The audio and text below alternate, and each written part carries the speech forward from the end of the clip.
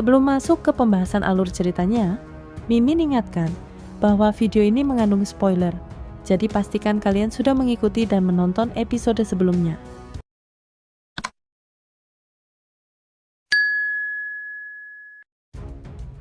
Shihao kembali menjadi pusat konfrontasi. Sekelompok murid dari Akademi Abadi menuduhnya tanpa dasar, menyuruhnya mengaku salah dan menyerahkan armor biru. Di antara mereka, dua tokoh paling mencolok, pria berambut ungu dan wanita angkuh berambut perak. Mereka menghina dan mengancam Shihao secara terang-terangan. Shihao tak menggubris. Dengan tatapan dingin dan sikap tenang, ia berdiri sendiri, hanya ditemani Qingyi dan Modao, sekutunya yang setia. Lucu sekali, gumam Shihao, menanggapi arogansi mereka yang seolah mengatur siapa yang boleh masuk Akademi Abadi. Jawaban ini menyulut emosi mereka. Pertikaian pun pecah. Mereka menyerang serempak, mengerahkan artefak kuat dan membentuk formasi penghancur setan Vajra, warisan kuno yang hebat. Namun, Shihao tidak gentar. Dia menggabungkan 3 teknik tertingginya, Heaven Calamity Light, reinkarnasi, dan teknik ketiga yang belum matang, menciptakan ledakan kekuatan mahadahsyat. Pertempuran berlangsung cepat tapi brutal. Formasi hancur. Para murid elit terguncang, darah mengalir dari mulut mereka. Shihao bergerak seperti kilat, menangkap pemimpin pria dan wanita, lalu melempar mereka ke tanah dengan hinaan yang setara dengan serangan fisik. "Ini kehormatan kalian?" bentaknya sambil menginjak wajah pria itu, membuatnya meronta dalam rasa malu dan sakit. Wanita berambut perak berteriak, tapi dibungkam oleh tamparan telak dari Shihao yang menghempaskannya ke tanah, membuat wajahnya remuk dan tubuhnya bersimbah darah. Suasana sunyi mencekam, tak ada yang berani bergerak. Semua menyaksikan dengan ngeri saat Shihao menunjukkan bahwa tidak peduli siapa lawannya, dia tak akan tunduk pada arogansi semu. Pertarungan itu pecah dengan cepat dan mengejutkan. Shihao tanpa ragu dan tanpa belas kasihan menghajar 2 murid Akademi Abadi hingga remuk, termasuk wanita berambut perak yang menjerit histeris setelah wajahnya ditampar dan tubuhnya ditendang terbang. Pria berambut ungu yang mencoba membalas dengan senjata langka, Demon Fall Alu, juga bernasib sama. Meskipun kekuatannya meledak dahsyat dan menimbulkan kerusakan besar, serangan itu tak mempan pada Shihao. Lorong surgawi miliknya melindunginya sepenuhnya, membuat semua orang terpana. Dengan satu langkah menghantam, senjata itu hancur, tubuh pemiliknya terpental dan separuh badannya lumpuh. Shihao lalu menghajar wanita itu sekali lagi, menghancurkan kendi berharga miliknya hanya dengan 1 jari. Serangan itu menciptakan ledakan besar, melukai wanita tersebut parah. Saat para murid Akademi Abadi hendak turun tangan, Shihao mundur. Ia tahu bila melangkah lebih jauh, para tetua akan ikut campur. Namun keributan ini tak bisa ditutup-tutupi. Nama Akademi Abadi dipermalukan, dan orang-orang mulai berbisik bahwa mereka tak sehebat reputasinya. Suasana menjadi tegang ketika sebuah domain besar muncul dari langit, membungkam udara dan menghentikan burung di langit. Dari sana, muncul sekelompok murid elit Akademi Abadi, lebih dari 40 orang, dipimpin oleh sosok yang dikenal sebagai Raja Langit Kecil. Pemuda itu memancarkan aura yang luar biasa. Kulitnya seputih giok, rambut biru mengkilap, dan mata biru sejernih safir. Ia tampak seperti makhluk abadi yang menyamar, begitu murni dan agung hingga membuat semua mata tertuju padanya. Shihao menatapnya tajam. Modao yang berdiri di sisinya bergumam lirih bahwa ia tak sanggup menghadapi orang ini. Sosok itu mengingatkannya pada kakaknya sendiri, makhluk agung yang pernah menggetarkan dunia. Raja Langit Kecil turun tangan, bertanya dengan santai namun tajam. "Apa kau mendapat keuntungan dari mengenakan zirah biruku?" Suaranya tenang, namun mengandung wibawa yang memaksa semua orang diam. Banyak gadis dari institusi Dewa Surgawi terpukau. Mereka membandingkan Raja Langit Kecil dengan anak-anak abadi dalam legenda, terlalu agung untuk dunia fana. Shihao menjawab tenang, "Ada beberapa." 2 kekuatan besar akhirnya berhadapan, dan semua tahu konfrontasi besar akan segera dimulai. Di atas langit, sekelompok sosok melayang di atas jembatan cahaya pelangi. Mereka seperti makhluk abadi turun ke dunia fana. Di antara mereka, Little Sky King tampak paling mencolok, anggun, memancarkan aura kekal, seolah dewa turun dalam wujud manusia. Orang-orang di sekitarnya juga luar biasa. Cahaya surgawi menyelimuti mereka membuat semua tampak tak tersentuh dunia. Di sampingnya, Putri Yaoye berdiri laksana peri dari lukisan kuno. Keindahannya tak tertandingi, apalagi saat berdampingan dengan sosok seperti Little Sky King. Namun, pemandangan megah itu berubah tegang ketika nama Shi Hao diteriakkan. "Huang, Little Sky King sendiri sudah muncul. Kau masih tak menyerahkan armor biru itu?" Nada suara mereka sombong, seolah Shi Hao hanyalah debu di bawah kaki mereka. Tapi Shi Hao tetap tenang. Armor itu kudapatkan dengan adil, hasil pertarungan hidup mati. Ancaman kalian tak berarti apa-apa bagiku. Ketegangan memuncak.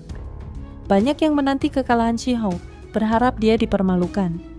Tapi dia tak bergeming, bahkan saat mereka menyebutnya tidak tahu diri. "Wu Tai mencoba membunuhku. Aku balas dan armor itu adalah buktinya. Kalian pikir aku ini pelayan yang akan menyerah hanya karena kalian berteriak-teriak?" Teriakannya mengguncang udara.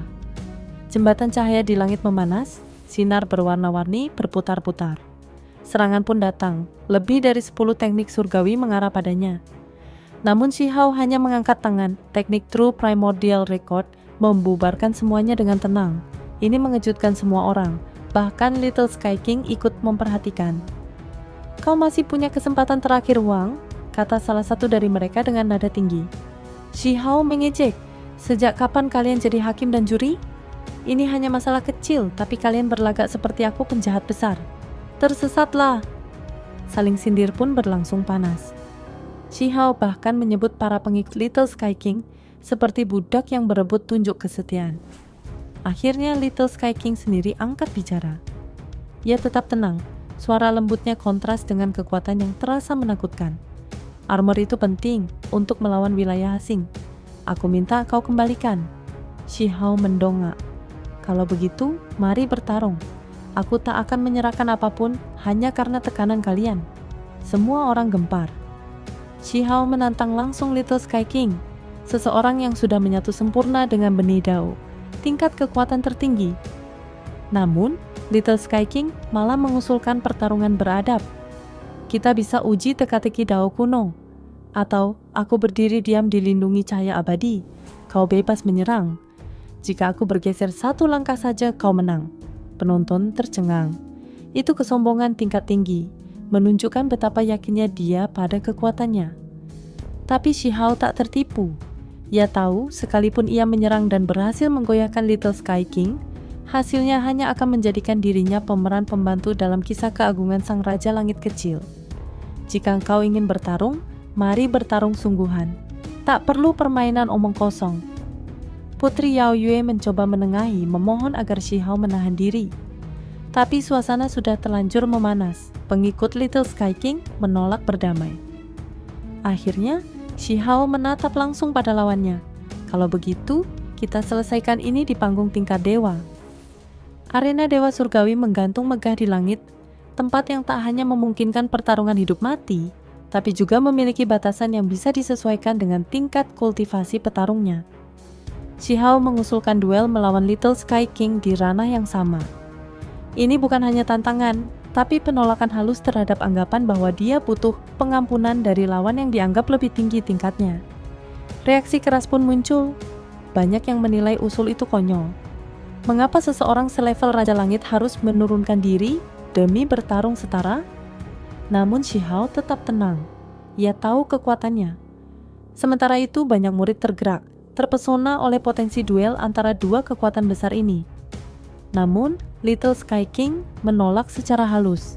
Ia berdalih bahwa benih Dao yang baru ia gabungkan masih belum stabil. Ia terlalu kuat, bahkan arena khusus pun tak bisa menahan kekuatannya. Klaimnya ini membuat semua orang terpukau, sekaligus memicu ejekan terhadap Shi Hao. Tapi Shi Hao tidak gentar. Ini bukan pertama kalinya ia melampaui batas arena. Ketegangan makin memuncak ketika nama baru disebut, Yu Wudi, murid terakhir dari tetua besar Akademi Abadi. Dikatakan tak kalah dari Little Sky King saat berada di ranah Dewa Surgawi, bahkan disebut sebagai petarung terkuat di tingkat itu. Tak lama, sosok misterius itu tiba, berdiri di atas perahu kecil yang melintasi langit dan menyayat ruang. Shihao tersenyum dan menerima tantangan. Jika ingin membuktikan siapa nomor 1, maka lawannya adalah Yu Wudi. Namun belum selesai, Akademi Suci pun muncul. Puluhan murid mereka turun dengan aura luar biasa, bahkan menyindir bahwa tidak ada satupun dari Akademi Abadi yang layak menyandang gelar nomor 1 di alam dewa surgawi. Ketegangan dua kubu memuncak, saling tantang, saling ejek. Dan akhirnya, arena pertempuran agung dibangkitkan. Shihao dilempar langsung ke atasnya oleh kekuatan dari atas. Kata-kata kuno terukir di udara. Pertempuran penentuan, siapa nomor 1 di alam dewa surgawi. Semua menahan napas, sebuah pertarungan besar akan segera dimulai. Pertarungan memuncak. 3 institusi besar mendorong murid-murid mereka untuk naik ke arena suci, tempat yang lebih mirip benua terapung daripada sekadar panggung pertempuran. Shihao tampil pertama. Meski dihujani cemoohan, tatapannya tetap dingin seperti kilat. Jawabannya hanya akan disampaikan lewat kekuatan. Dari langit, Yu Wudi muncul. Jenius dari Akademi Abadi ini tampak sederhana, tapi auranya menakutkan. Matanya menyala, melepaskan 2 phoenix perak menyala-nyala yang langsung menyerbu Shihao. Serangan dibalas cepat. Shihao memanggil rantai surgawi emas dan dedaunan bercahaya milik teknik Dewa Willow. Kedua kekuatan saling berbenturan, menciptakan ledakan api dan cahaya yang menyilaukan. Dukungan datang dari teman-teman Shihao yang baru tiba di kapal perang. Cao Yusheng, kelinci kecil, Chang Gongyan, dan lainnya. Sorakan mereka memecah ketegangan, bahkan diselipi humor soal memanggang Phoenix perak. Sementara itu, pertempuran memanas. Yu Wudi mengerahkan teknik Phoenix surgawi sejati. Sayap putih menyala, langit runtuh oleh gelombang energi surgawi yang tak tertandingi. Shihao tak mundur. Kunpeng muncul dari tubuhnya, yin dan yang berputar liar. Kedua kekuatan raksasa bertabrakan, menabrak langit dan menghancurkan bintang. Phoenix menangis, Kunpeng terbang bebas. Pemandangan bak zaman purba kembali terulang. Yu Wudi memunculkan 90 Phoenix yang berubah menjadi 9 pedang hitam, terisi energi pembunuh. Mereka melesat bagai pelangi maut. Shihao berdiri di lautan petir, memanggil 9 senjata surgawi, lonceng, pagoda, lu, bagua merah, dan lainnya. Keduanya kini melambangkan 2 kutub kekuatan. Petir dan api surgawi bertabrakan, hukum-hukum alam saling membelit dalam perang ilahi. Kadang Shihao menginjak Phoenix, kadang ia dicengkeram oleh cakar makhluk surgawi itu. Ini bukan sekadar duel, ini adalah penentuan siapa yang layak menyandang gelar nomor 1 alam dewa surgawi. Itu saja spoiler untuk episode 245 dari Donghua Series Perfect World.